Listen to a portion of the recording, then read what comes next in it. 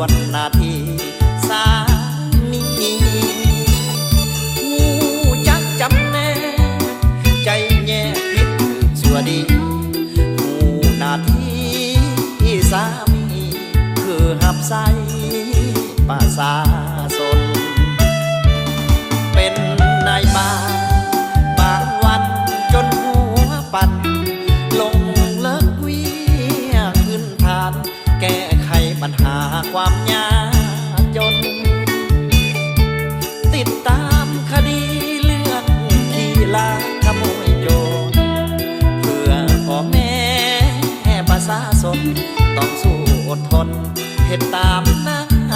ที่เป็นเมียนายบ้านจอมควันจงเข้าใจป้องกันกองปัดสุ่มใหญ่เกิดไวจนแจ้งเหตุล้นหน้าที่อย่าไปใจน้อยว่าผัวลอยไปแนวบ่ดีหาดใหญ่หาดน้อยบ่เคยมีผัวทำหน้าที่บ่เคยน้อยใจ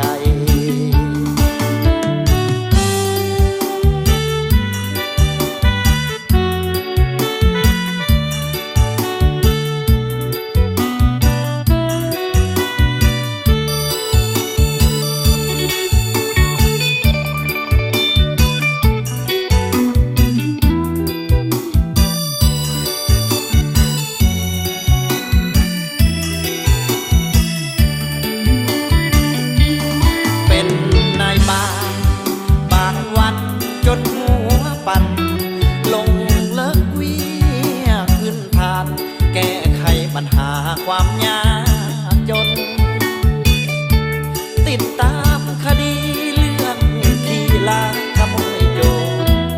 เพื่อพ่อแม่ประชาชนต้องสู้อดทนเหตุตามหน้า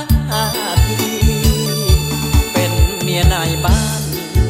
จอมควันจงเข้าใจป้องกันกองปัดสุ่มใหญ่เคลื่อนไหวจนแจ้งเหตุล้นหน้าที่อย่าไปใจน้อยว่าผัวลอยไปแนวบ่ดีหาดใหญ่หาดน้อยบ่เคยมีผัวทำหน้าที่